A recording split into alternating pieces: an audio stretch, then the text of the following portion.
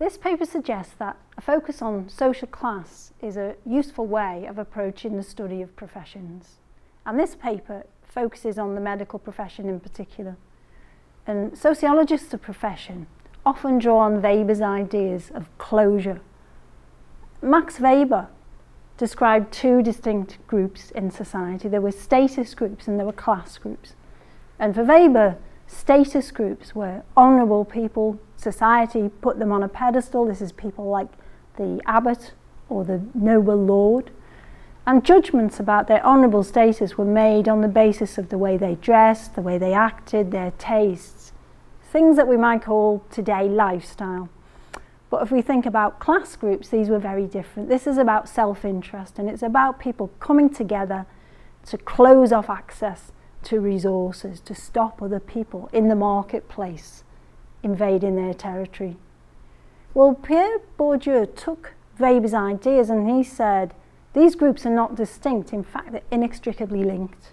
And we make judgments about honour. We put people in a certain place in the hierarchy based on things like the way they dress, their mannerisms, their tastes and so on. And actually those things are not about inherently honourable status, they're really about inequalities in society. For example, if you're from a privileged background, you're much more likely to be at ease with highbrow culture. And for Bourdieu, things like taste were real markers of your social class, and in particular musical taste was the supreme marker of social class. And in the paper I draw on the accounts of doctors who appear on a national radio show, and the show is Desert Island Discs, and on this people talk about, amongst other things, their musical tastes.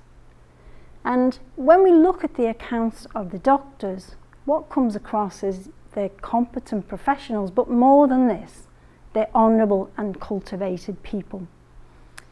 And we see how their early life experiences and their circumstances of birth, being born often into wealthy families, has equipped them with what Bourdieu calls cultural capital. This is things like taste for highbrow culture and elite educational qualifications, as well as mannerisms and ways of speaking. And so the paper suggests that if we want to understand the honourable or otherwise status of professionals in society, we should actually go beyond ideas of closure to encompass social class and Bourdieu's ideas on cultural capital. And you might argue, well, the doctors on Desert Island Discs are quite old, and hasn't society changed an awful lot since then? Well, we'd like to think so, but the British Medical Association published a report in 2009, and what they said was the socio-economic status of people attending medical school has actually changed very little over time, which suggests that this system, which reproduces hierarchy and inequality, is still very much alive and well in the UK today. Thank you.